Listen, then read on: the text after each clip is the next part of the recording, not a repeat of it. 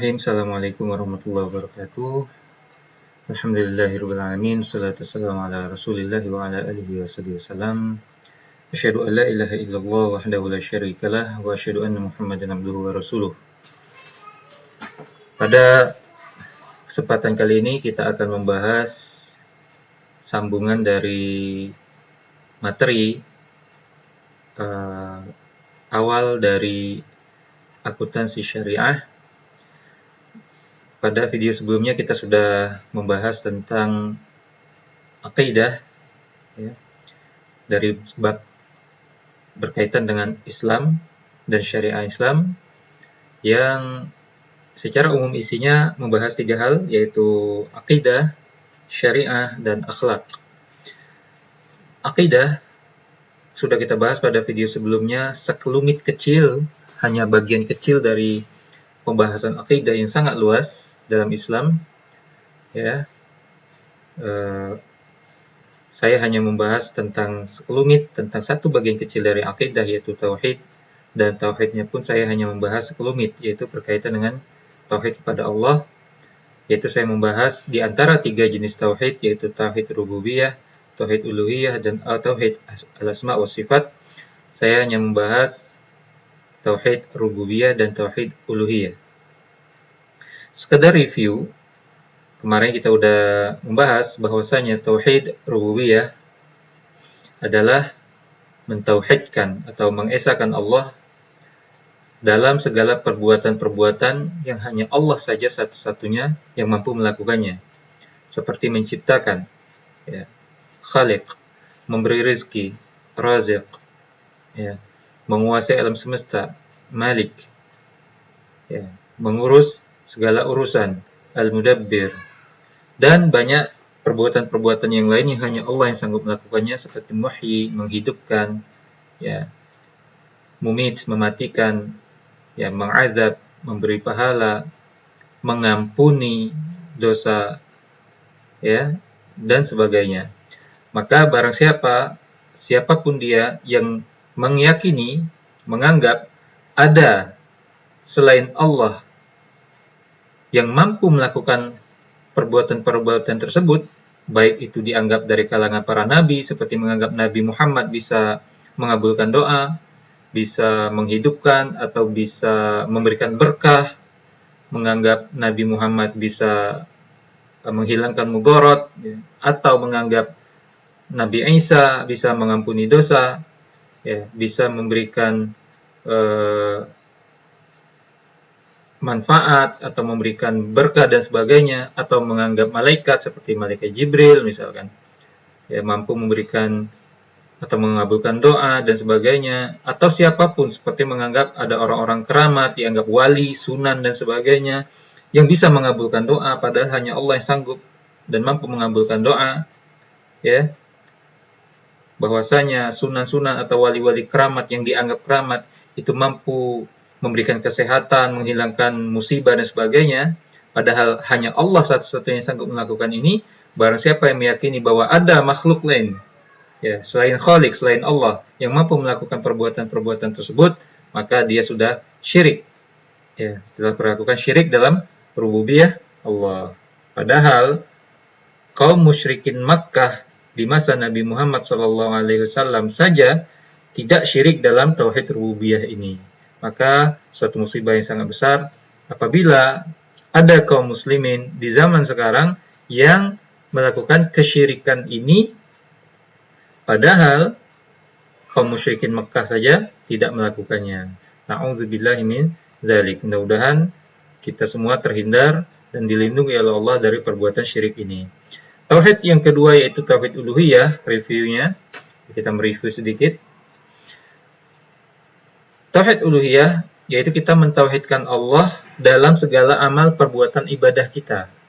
Berarti maksudnya kita beribadah, apakah itu doa, salat, puasa, zakat, ya, berkurban, nazar, atau ibadah-ibadah hati seperti rasa harap, rasa takut, rasa cinta, dan sebagainya, maka itu satu-satunya hanya kita tujukan kepada Allah Subhanahu wa ta'ala, tidak boleh kepada selain Allah. Itu uluhiyah.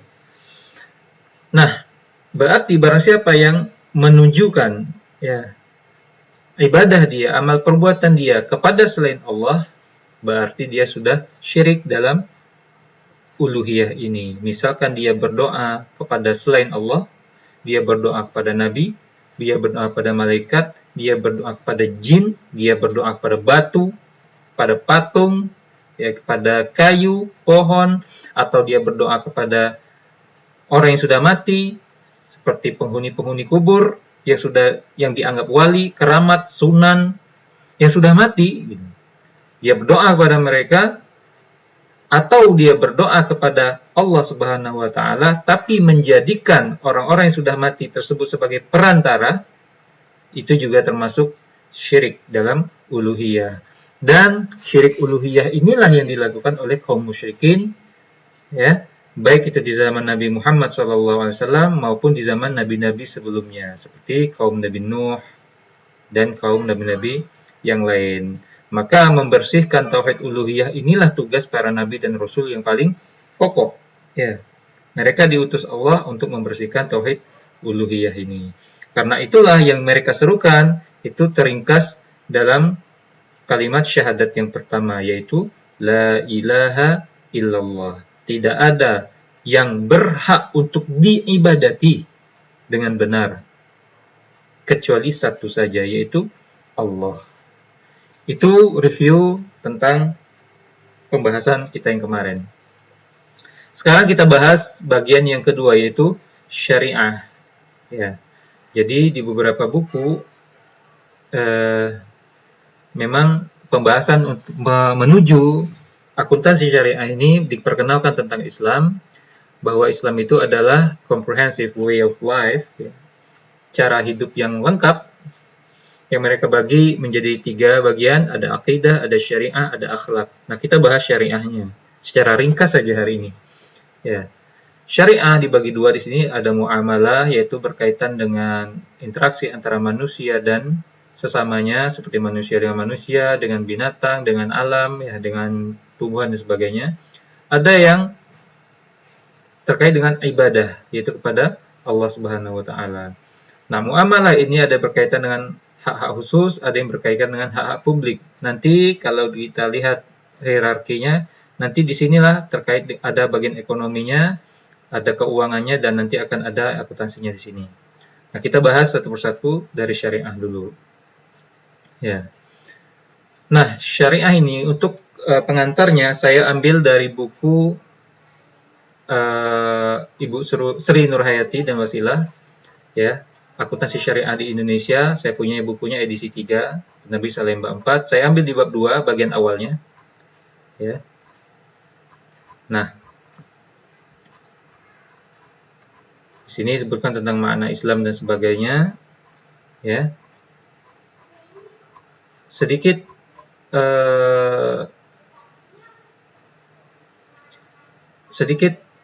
pendahuluan, mungkin saya belum sempat menyinggungnya kemarin.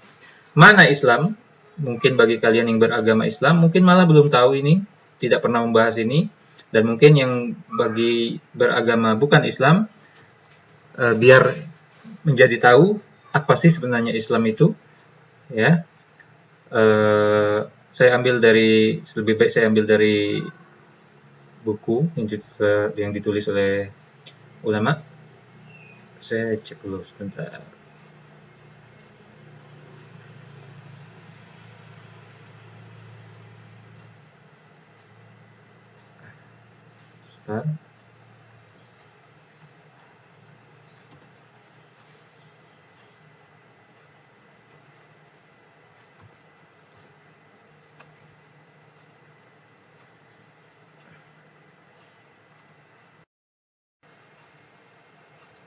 Baiklah, kita bahas dulu sedikit tentang makna Islam.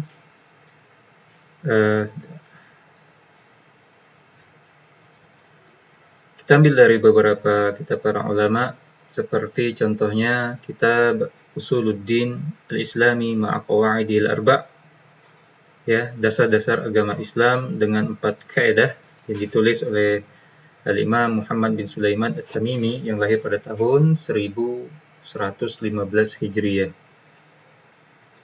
Nah, ini dia. Berarti sekitar 1100 ya, 300-an tahun yang lalu. Di buku ini beliau menggunakan metode tanya jawab. Misalkan sin di sini soal, pertanyaan, ma huwa dinul Islam? Apa itu agama Islam? Nah, ini dia definisi dari para ulama. Jim itu jawab, huwa, agama Islam adalah al-istislamu lillahi bitauhid, yaitu al-istislam, berserah diri kepada Allah. Dengan cara apa? Dengan cara bertauhid. Ya, yang kemarin kita bahas. Tidaklah seorang Muslim dikatakan Islam kalau dia tidak bertauhid. Ya. Kalau dia melakukan kesyirikan, berarti dia memiliki keyakinan musyrik. Ya. Apalagi wal inqiyadu lahu bit-tha'ah, dan patuh kepada Allah dengan ketaatan. Seorang Muslim dikatakan Muslim kalau dia patuh kepada Allah dengan taat. Bukanlah seorang Muslim dikatakan Muslim yang baik kalau dia tidak patuh kepada Allah. Karena kata-kata Islam saja berasal dari kata-kata aslama, yuslimu islaman. Aslama artinya berserah diri, berpasrah diri. Orangnya Muslim, orang yang berserah diri kepada Allah. Seorang tidaklah dikatakan berserah diri, berpasrah diri pada Allah kalau dia tidak patuh, tidak taat kepada Allah. Kemudian wal bara'atu minasyirki wa ahlihi. Dan Islam itu bara'ah, berlepas diri dari kesyirikan dan dari pelaku kesyirikan.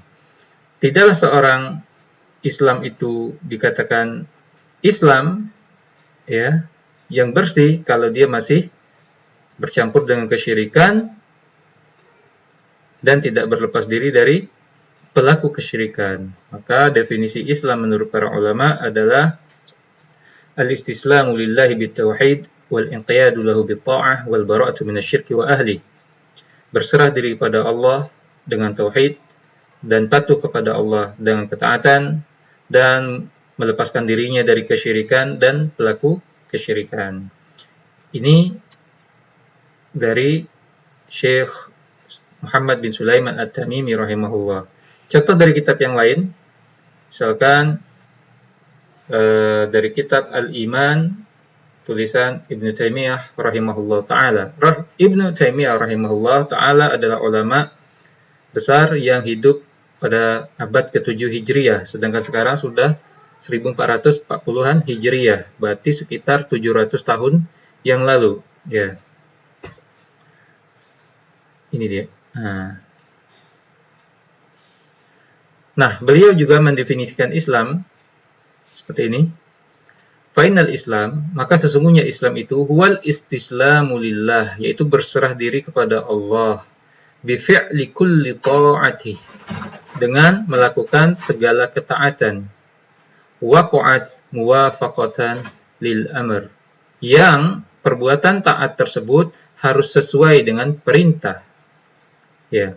Jadi Islam adalah berserah diri kepada Allah dengan melakukan segala ketaatan yang taatan tersebut harus sesuai dengan perintah dari Allah dan Rasulullah, bukan dikarang-karang sendiri.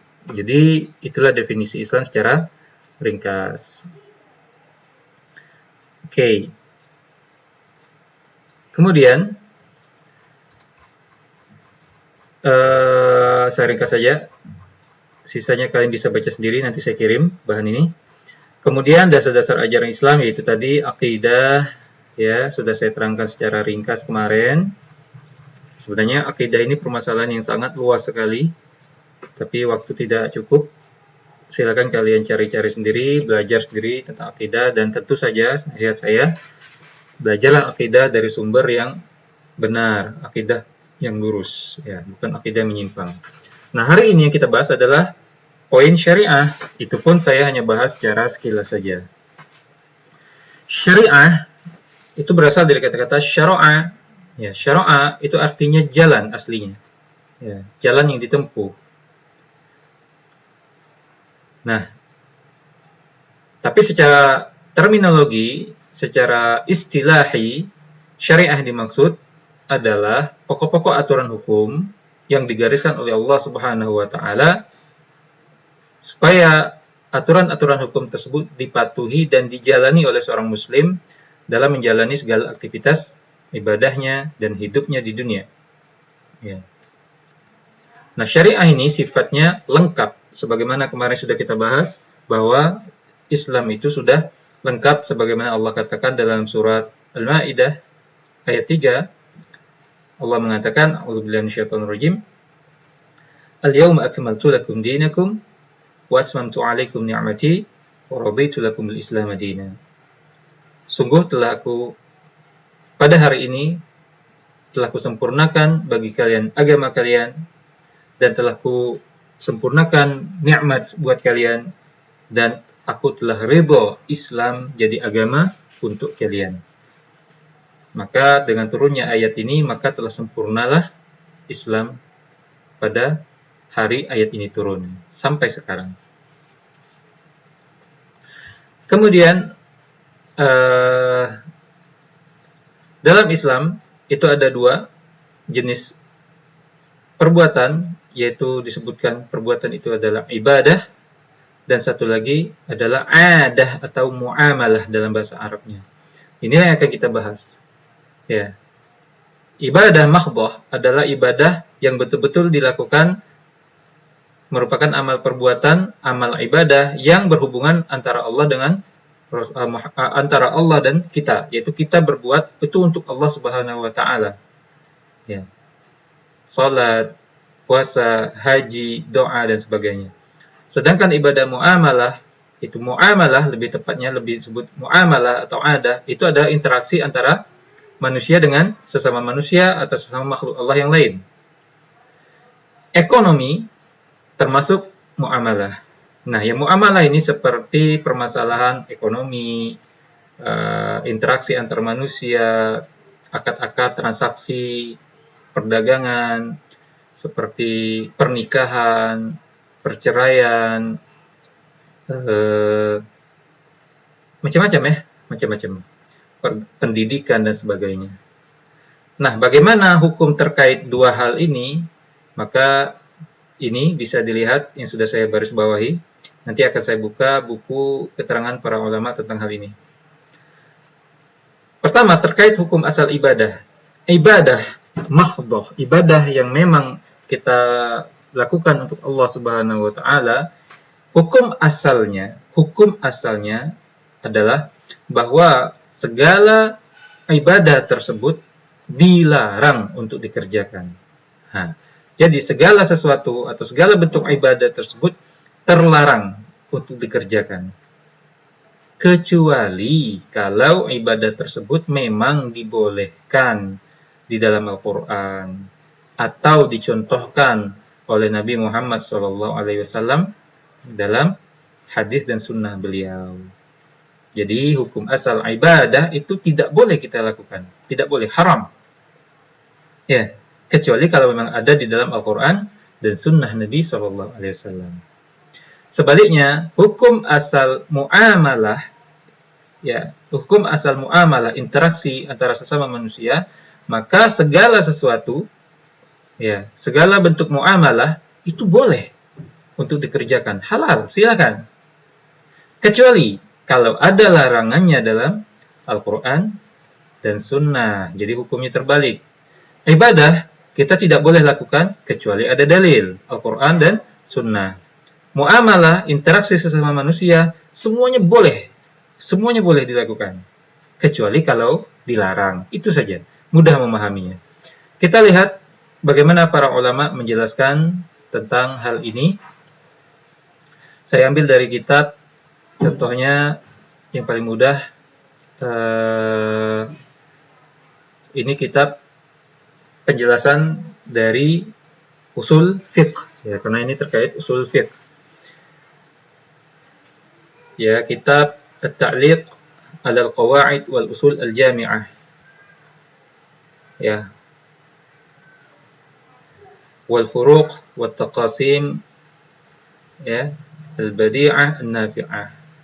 tulisan Syekh Muhammad bin Shalih Al-Utsaimin rahimahullah taala, salah seorang ulama besar di Saudi Arabia. Saya ambil kaidah yang keenam terkait dengan ini. Lafaz beliau seperti ini. Kita lihat. Kaidah yang keenam, al-aslu fil ibadati al-khatar. Fala yushra' minha illa ma syara'ahu Allah wa rasuluh. Ya. Hukum asal masalah ibadah itu al-khatar, al-hazru. Bukan al-khatar, al-hazru. Terlarang. Jadi tidak boleh ibadah itu. Hukum asalnya tidak boleh sama sekali kita lakukan. Fala yushra' minha, tidak ada yang disyariatkan padanya. Illa ma syara'ahu Allah wa rasuluh, kecuali kalau Allah dan Rasulnya telah mensyariatkannya. Jadi lafaznya beda tapi maknanya sama dengan yang tadi. Jadi hukum asal ibadah itu tidak boleh kita lakukan. Ya, kecuali kalau memang Allah dan Rasulnya sudah menegaskan bahwa ini ibadah, dan itu ibadah, silakan lakukan. Bagi yang tidak pernah Allah dan Rasulullah perintahkan dan ajarkan, jangan lakukan. Kemudian potongan yang kedua, wal aslu fil adat al ibahah. Hukum asal dalam masalah adat yang dimaksud ini jangan kalian pikir pakai bahasa Indonesia ya. Adat di sini bahasa Arab, yang itu maksudnya bukan masalah ibadah. Jadi istilah adat itu maksudnya bukan ibadah. Ya, berarti hubungan antara kita sesama manusia. Nah, hukum asal adat, transaksi antara manusia, interaksi antara sesama manusia itu al ibahah. Boleh, mubah. Fala yuharramu minha, maka tidak boleh ada yang diharamkan illa ma harramahullah wa rasuluh, kecuali apa yang Allah dan Rasulnya haramkan. Ya. Jadi seperti itu. Nah, kaidah ini mengandung dua kaidah yang besar, ya. Ya, yang telah banyak ditunjukkan dalam Al-Qur'an dan Sunnah pada banyak tempat. Contoh,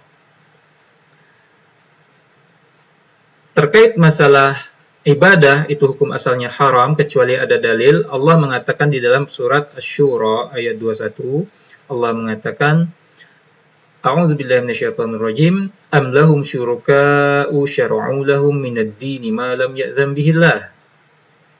Apakah mereka itu memiliki syarikat-syarikat, sekutu-sekutu yang mensyariatkan buat mereka agama yang tidak Allah izinkan? Jadi, maksudnya, apakah sekutu-sekutu, berhala-berhala, atau Tuhan-Tuhan yang mereka ibadati itu telah membuat syariat-syariat atau aturan-aturan agama yang tidak pernah Allah izinkan? Tahu-tahu mereka lakukan saja ibadah seperti ini, ibadah seperti itu, padahal Allah tidak pernah perintahkan dan Rasulullah tidak pernah ajarkan. Ya. Kemudian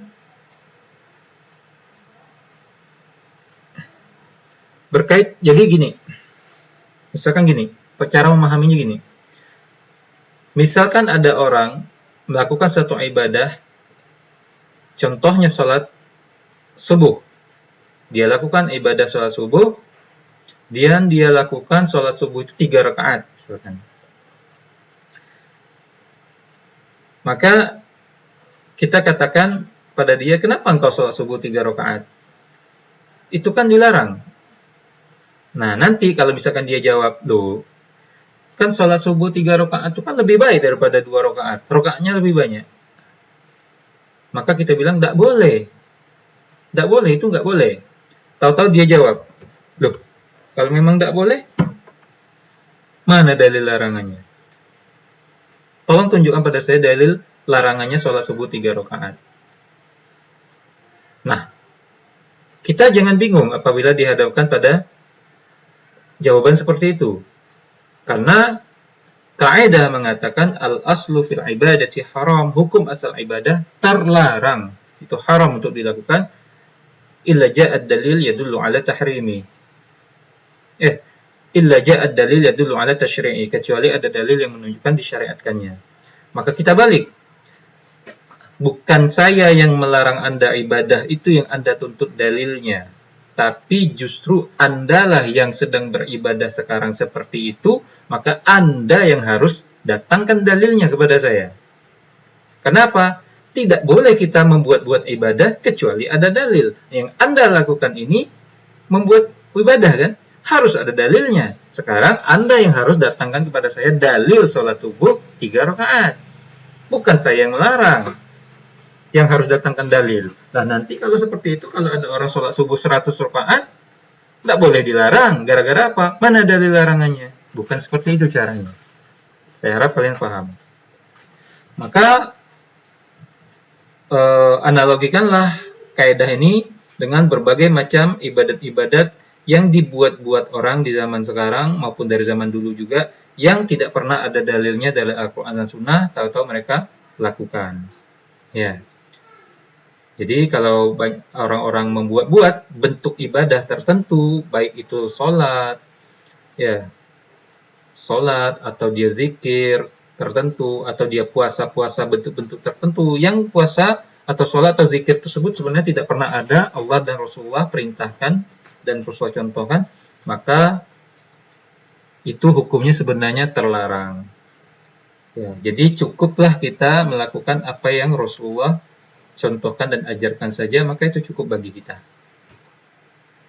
Sebagaimana kemarin sudah saya singgung tentang suatu hadis dari di dalam kitab Imam Tabrani, ya, Mu'jamul Kabir, Rasulullah mengatakan, "Ma baqiya syai'un yuqarribu minal jannah wa yub'adu minan nar illa waqad bayyana lakum." Tidak tersisa sedikit pun hal-hal yang bisa mendekatkan kalian ke surga dan menjauhkan kalian dari neraka, kecuali semuanya sudah saya ajarkan kepada kalian. Berarti semua sudah lengkap Rasulullah ajarkan. Kita tinggal contoh saja. Oke, itu terkait dengan ibadah. Nah, sekarang terkait dengan muamalah, interaksi antara sesama makhluk. Dalilnya bahwa segala sesuatu terkait dengan muamalah, interaksi sesama makhluk itu semuanya boleh, kecuali yang Allah larang saja, dan yang namanya kecuali ini kan sedikit.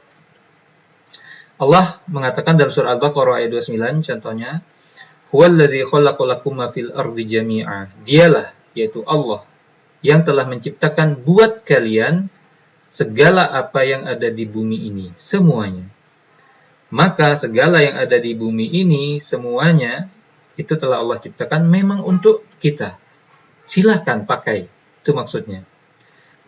Yaitu yantafi'una biha bijami'il intifa'at illa ma nussa 'alal man'i minhu.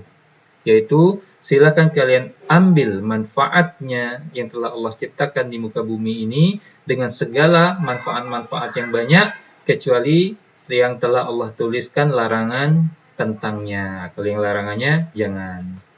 Ya. Allah mengatakan dalam surat Al-A'raf ayat 32, "Qul man harrama zinatallahi allati akhraja li'ibadihi wat-thayyibati minar rizq." Katakanlah, siapa yang berani mengharamkan perhiasan-perhiasan yang telah Allah keluarkan untuk hamba-hambanya dan kebaikan-kebaikan dari rezeki-rezekinya. Maksudnya apa? Kalau Allah sudah halalkan, siapa pula berani mengharamkan? Ya. Jadi, segala hal terkait dengan muamalah itu boleh, kecuali yang dilarang. Ya, seperti ma'akil, makanan, terkait dengan makanan. Maka hukum asal makanan itu boleh semuanya.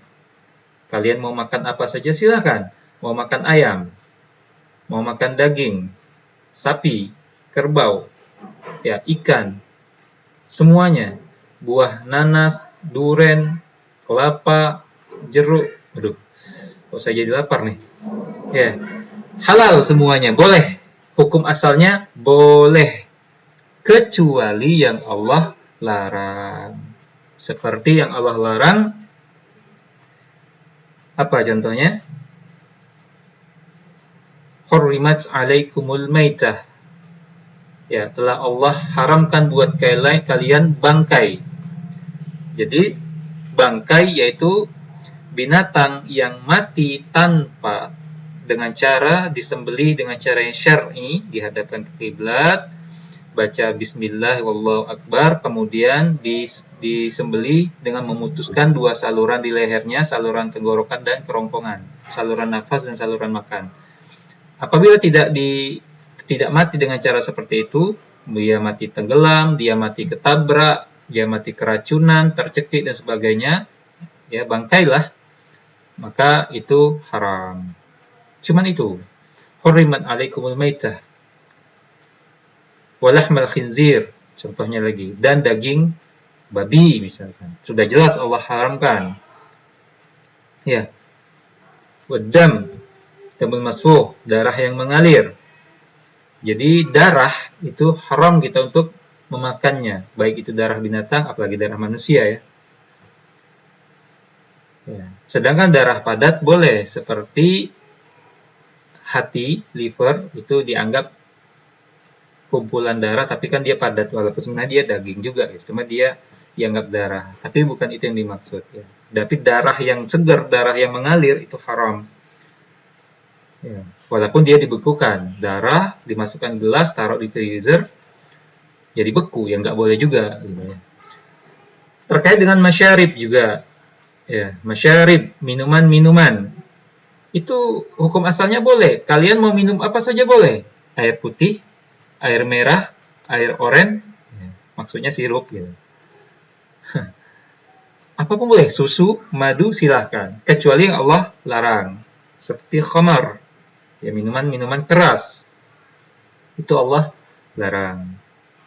Wal malabis, pakaian, kalian mau pakai pakaian apa saja silahkan, itu dihalalkan, ya. Kecuali apa-apa saja yang Allah larang dalam terkait dengan pakaian. Apa saja contoh larangan dalam pakaian? Contoh, syaratnya harus menutup aurat, yaitu syarat. Maka pakaian harus menutup aurat.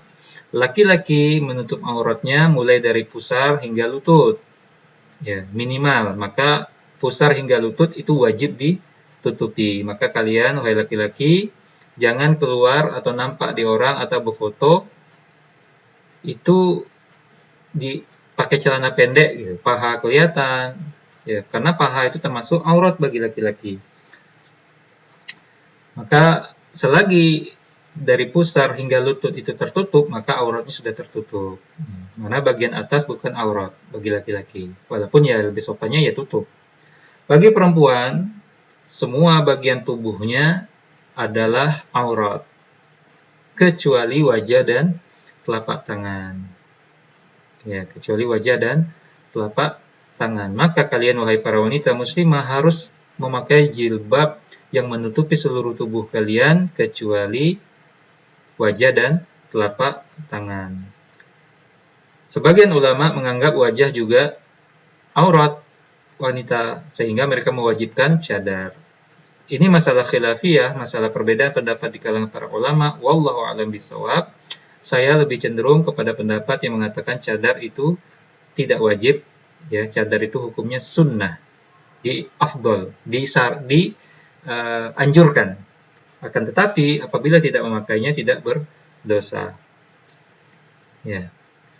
Contoh lagi syaratnya, tidak boleh transparan pakaian. Pakaian apa saja boleh, tapi tidak boleh transparan. Ini berlaku baik laki-laki maupun perempuan. Laki-laki pakai menutup aurat tapi transparan. Ya, apa gunanya? Wanita juga pakaian yang tipis atau transparan. Dia menutupi seluruh tubuhnya. Betapa banyak saya lihat para wanita menggunakan jilbab tapi jilbabnya tipis. Jadi kalau dia keluar menerawang, kelihatan bentuk rambutnya yang diikat dia. Ya, itu sebenarnya tidak memenuhi syarat. Jadi dilarang memakai pakaian transparan atau tipis. Contoh lagi, tidak boleh berpakaian yang ketat membentuk tubuh, walaupun dia menutup seluruh tubuh auratnya, tapi ketat, sehingga terlihatlah lekuk seluruh tubuhnya. Itu sama saja dengan menunjukkan tubuhnya. Ya, maka itu tidak memenuhi syarat juga. Itu dilarang. Nah, itu contohnya. Contoh lagi, larangan dalam permasalahan pakaian. Laki-laki tidak boleh memakai pakaian wanita. Wanita tidak boleh memakai pakaian laki-laki. Makanya Allah melaknat, Rasulullah melaknat laki-laki menyerupai wanita dan wanita yang menyerupai laki-laki. Ya. Contoh lagi, larangan dalam masalah pakaian. Ada beberapa larangan ini, saya tidak sebutkan semuanya. Contoh lagi, khusus untuk para wanita, bahwa para wanita itu Allah haramkan untuk keluar, ya, untuk keluar itu memakai wangi-wangian, sehingga baunya itu tercium oleh laki-laki. Ya, Rasulullah mengatakan, apabila seorang wanita keluar dengan memakai wangi-wangian, kemudian dia melewati suatu kaum laki-laki dan kaum laki-laki tersebut mencium bau harumnya dia, maka wanita tersebut terhitung seorang pezina. Ya. Maka jangan heran kalian, hampir semua iklan parfum, iklan pewangi pakaian, kayak gitulah persis dalam hadis ini. Lewatlah si cewek itu, si model itu, dengan pakaiannya yang berkibar-kibar, kemudian laki-lakinya pada tersepona gitu ya, mencium bau sehingga lehernya berputar tuh ngikutin cewek tuh, wanginya. Yang gitu ya. Itu persis, itulah tipu daya syaitan. Dan Rasulullah sudah mengingatkan itu. Jadi para wanita tidak boleh berwangi-wangian keluar rumah. Ya, bukan berarti berarti harus bebusuk-busukan lah. Ya enggak juga, ya enggak gitu juga kali gitu. Tapi jangan busuk gitu ya. Jangan busuk gitu. Jadi jangan disengaja diwangi-wangikan. Ya. Wallahu a'lam bishawab. Jadi permasalahan makan, minum, pakaian, bagaimana masalah warna? Tidak ada larangan, tidak ada sedikit pun dalil berkaitan dengan warna kecuali hanya beberapa, misalkan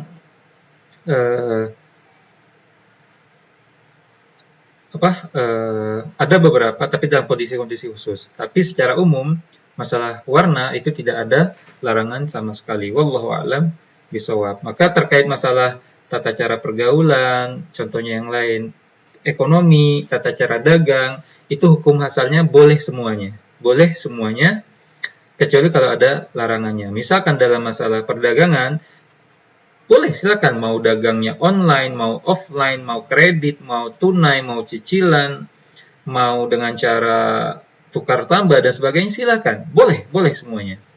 Ya. Kecuali kalau ada larangannya. Nah, larangan ini nanti kita bahas kilas, kita singgung saja, nanti kita akan bahas di video khusus. Intinya larangan dalam masalah perdagangan ekonomi itu hanya 3. Harus terbebas dari riba, harus terbebas dari zulm, kezaliman, dan harus terbebas dari gharar, yaitu ketidakjelasan, uncertainty dalam bahasa Inggrisnya. Selagi tidak ada riba, tidak ada kezaliman, dan tidak ada ketidakjelasan, maka dia kembali ke hukum asal. Itu hukum asalnya boleh. Ya. Itu dia. Nah, terkait dengan ini, Rasulullah mengatakan terkait dengan masalah ibadah dan muamalah ini, dalam hadis Bukhari dan Muslim, Rasulullah mengatakan, "Man amila amalan laisa alaihi amruna fahuwa radd." Barang siapa yang mengamalkan suatu amalan ibadah yang tidak pernah ada perintah dan ajarannya dari kami, maka dia tertolak. Ya, maka dia tertolak. Adapun dalam masalah adat, maka itu semuanya boleh kecuali kalau ada larangannya saja. Oke.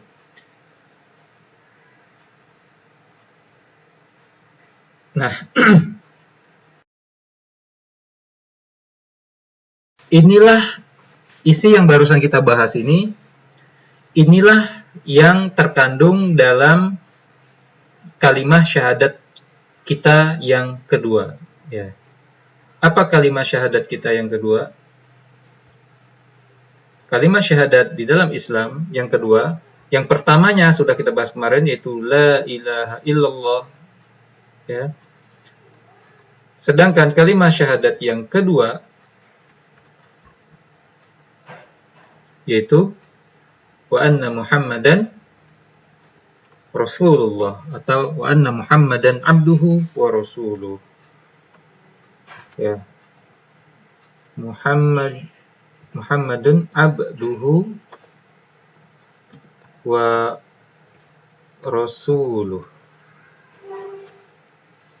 Bahwasanya Muhammad itu adalah hamba dan utusan Allah. Ya.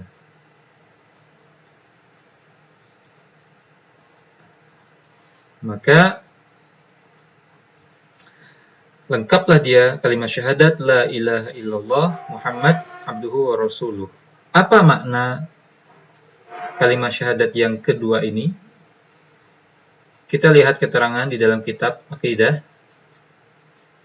yang ditulis oleh Syekh Fauzan Al-Fauzani, ya, hafizahullah, mudah-mudahan Allah menjaga beliau masih hidup dan hidup di Saudi Arabia, seorang anggota Hay'ah Kibaril Ulama, perkumpulan ulama besar di Saudi. Beliau mengatakan makna syahadah anna Muhammadan Rasulullah, bahwasanya Muhammad adalah Rasulullah, yaitu apa kata beliau? Huwal i'tirafu batinan wa zahiran. Dia adalah pengakuan secara batin dan zahir. Annahu Abdullah wa Rasuluh ilan nasi kafah.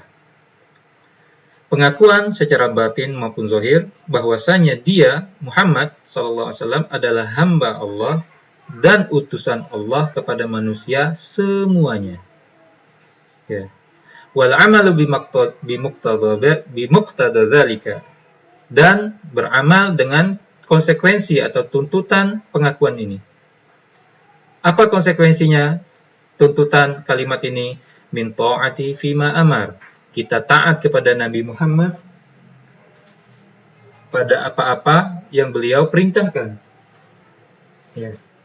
Wa tasdiqihi fima akhbar, dan kita benarkan apapun yang beliau kabarkan, beritakan. Waj'tina bima naha anhu wa zajar, dan kita menjauhi apapun yang beliau larang dan beliau cegah. Wa alla yu'badallahu illa bima syara'a, dan kita tidaklah bakalan dan tidak akan mau beribadah kepada Allah kecuali dengan apa-apa yang beliau syariatkan, beliau perintahkan. Ya. Maka inilah makna syahadah Muhammad Rasulullah. Lebih lengkapnya, bahwasanya syahadat Muhammad Rasulullah abduhu wa rasuluh itu memiliki dua rukun yang harus kita pahami. Ya, ada dua tiang. Ada ruknan, dua tiang, dua rukun. Abduhu wa rasuluh. Ada abduhu dan rasuluh, bahwa Muhammad itu adalah hamba Allah, tapi di satu sisi dia juga utusan Allah. Apa rukunnya? Ifrad dan tafrid. Ya. Yaitu kedua rukun ini supaya mencegah kita dari terlalu berlebih-lebihan terhadap beliau, dan juga supaya jangan terlalu meremehkan beliau. Ya.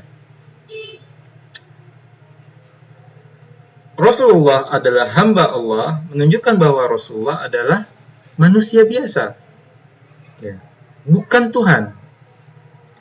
Dia adalah manusia biasa, beliau punya mata, hidung, rambut, dan sebagainya. Beliau bisa lapar, bisa sakit, ya, bisa senang, bisa marah, ya, dan bisa haus, ya manusia.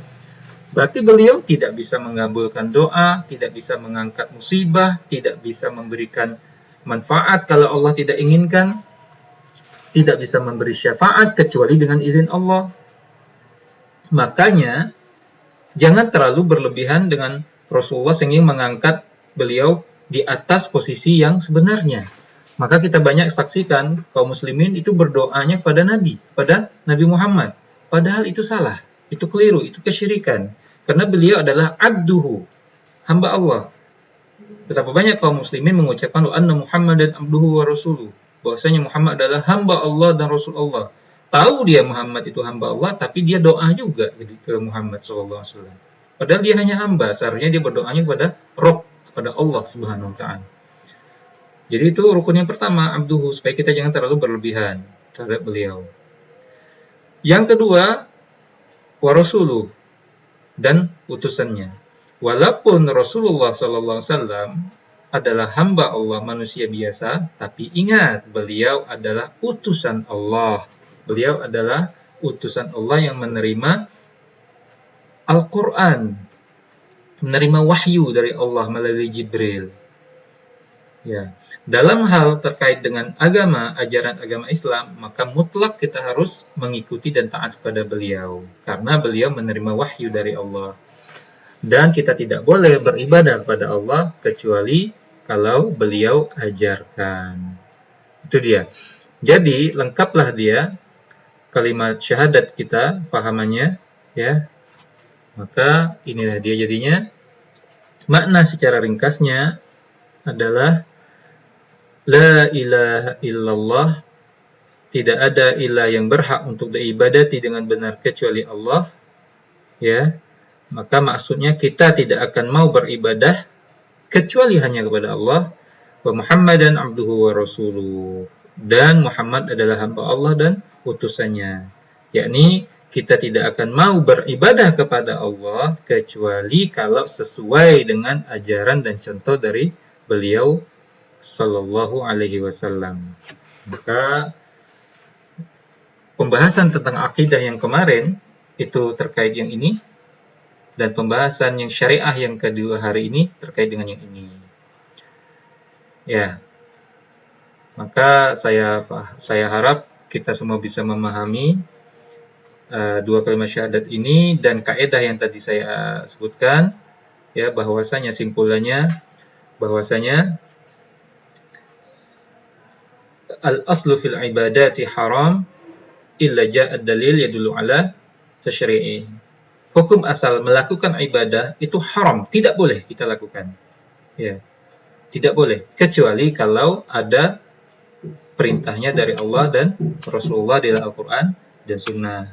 Sebaliknya, hukum asal muamalah, ya, interaksi antara sesama manusia dan makhluk juga lain binatang dan tumbuhan, al-ibahah atau halal, itu boleh, halal semuanya. Illa ja'ad dalil yadullu ala tahrimi, kecuali kalau ada dalil yang menunjukkan bahwa itu haram, ya, dalil dari Al-Quran dan Sunnah. Nah, masalah ekonomi, masalah akuntansi, ini semuanya masuk ke dalam masalah muamalah, interaksi. Maka hukum asalnya boleh-boleh saja. Ya, akuntansi boleh saja. Ya, jualan kredit boleh. Ya. Jualan cicilan boleh, tunai apalagi boleh. Offline boleh, online boleh. Selagi tidak terkena hal-hal yang memang ada larangannya dalam Al-Quran dan Sunnah. Jadi seperti itu. Saya harap kita semua bisa memahami ini dan bisa kita amalkan dan bisa kita terapkan dalam kehidupan kita sehari-hari, sehingga kita lebih kritis dan lebih selektif dalam melakukan ibadah. Hendaklah kita bertanya ketika kita mau melakukan ibadah atau mengikuti orang, walaupun itu diajarin oleh kiai, oleh ustaz, oleh ulama, oleh habib dan sebagainya. Tapi kita harus mengkaji dulu, ibadah ini apakah benar ada dalilnya, contohnya dari Al-Quran dan Sunnah. Pernah nggak dengan bentuk seperti ini, atau bentuk waktu seperti ini, atau dengan cara seperti itu, memang ada ajarannya dari Rasulullah atau tidak? Gitu. Kalau tidak, maka kita khawatir itu adalah perbuatan mengada-ada, mengarang-arang ibadah yang sebenarnya tidak pernah diperintahkan dan diajarkan oleh Rasulullah SAW. Sehingga kembali pada hadis tadi, man amila amalan laisa alaihi amruna fahuwa radd. Barang siapa yang mengamalkan suatu amalan padahal tidak ada ajarannya dari kami, yaitu dari Rasulullah, fahuwa radd, maka dia tertolak, percuma. Ya. Maka betapa ruginya manusia yang banyak beribadah, banyak beramal, tapi tidak dihitung, ya, tidak dianggap ada. Maka dua kalimat syahadat inilah yang menjadi rukun, syarat amalan tersebut diterima. Sebagaimana yang Allah katakan sebagai penutup video kita kali ini, sebagaimana yang Allah katakan dalam surah Al-Kahfi, ayat terakhir, yaitu ayat 110. Ya, perhatikan ini, wahai saudara-saudaraku. Allah mengatakan, "Qul innama ana basyarum mithlukum yuha ilayya annama ilahukum ilahu wahid." Wahai Muhammad, katakan kepada mereka, "Innama ana basyarum mithlukum." Sesungguhnya aku ini hanya seorang manusia biasa, sebagaimana kalian juga. Yuha ilayya, akan tetapi aku diwahyukan kepadaku, annama ilahukum ilahu wahid, bahwasanya ilah kalian, Tuhan kalian yang patut untuk disembah, patut untuk diibadati itu cuman wahid, satu Tuhan saja. Faman kana yarju liqa'a rabbih, maka barang siapa yang berharap bisa bertemu dengan Rabb-nya, bisa bertemu dengan Tuhannya dengan selamat, maka bagaimana caranya? Apa kata Allah? Falyamal amalan salihah, maka hendaklah dia beramal amalan saleh. Satu, itu satu. Kedua syaratnya, wala yusyrik bi'ibadati rabbih ahada, dan janganlah dia mensyirikkan Rabb-nya dalam ibadah dengan sesuatu apapun. Jadi dua syaratnya. Hendaklah dia beramal soleh dan tidak melakukan syirik. Bagaimana keterangan Al-Imam Ibnu Katsir rahimahullah ta'ala terkait dengan ayat ini? Al-Imam Ibnu Katsir dalam tafsir Ibnu Katsir, beliau hidup di abad ke-7, abad ke-7, berarti dia 700 tahun sebelum kita juga. Beliau ini adalah murid dari Ibnu Taimiyah rahimahullah yang tadi saya ambil juga nukilannya. Apa keterangannya? Ibnu Katsir rahimahullah mengatakan, ya, faman kana yarju liqa'a rabbih, barang siapa yang mengharapkan bisa bertemu dengan Rabb-nya, ya, maksudnya ai thawabahu wa jazaa'us salih, yaitu bisa menemukan balasan dan pahala yang baik dari Allah Subhanahu wa taala. Barang siapa yang mengharapkan bisa bertemu dengan Allah dan mendapatkan pahala dan balasan yang baik, apa syaratnya? Pertama adalah falyamal amalan salihah, maka hendaklah dia beramal amalan saleh. Amalan yang saleh itu yang bagaimana? Maka muwafiqan bi syara'illah, yaitu amalan yang sesuai, muwafiq, sesuai dengan syariat Allah, bukan yang dibuat-buat, dikarang-karang. Itu syarat yang pertama, ya, hendaklah beramal amalan saleh yang sesuai dengan syariat Allah, syariat Rasulullah. Syarat yang kedua, wala yusyrik bi'ibadati rabbih ahada, dan janganlah dia berbuat syirik dalam ibadah kepada Rabb-nya, yaitu mempersekutukan Allah dengan satu pun, dengan siapapun. Ya, wa huwa alladzi yuradu bihi wajhullah wahdahu la syarikalah, yaitu yang dia inginkan dengan ibadah tersebut murni hanya menginginkan wajah Allah saja satu-satunya, tidak ada sekutu baginya. Apa kata Ibnu Katsir rahimahullah? Lihat, wa hadzani, dua hal ini adalah ruknul amal al-mutaqabbal, adalah dua rukun amalan yang diterima. Berarti mau tidak mau seseorang yang menginginkan amal ibadahnya diterima, mau tidak mau, la budda, mau tidak mau, ayyakuna khalisan lillah, hendaklah dia itu ikhlas hanya murni untuk Allah Subhanahu wa taala saja. Itu pertama. Yang kedua, shawaban ala syariati Rasulullah sallallahu alaihi wasallam, yaitu benar sesuai dengan syariat dan sunnah Rasulullah sallallahu alaihi wasallam, bukan dikarang-karang dan dibentuk-bentuk sendiri. Jadi itulah saya pikir yang saya anggap cukup untuk pertemuan kali ini.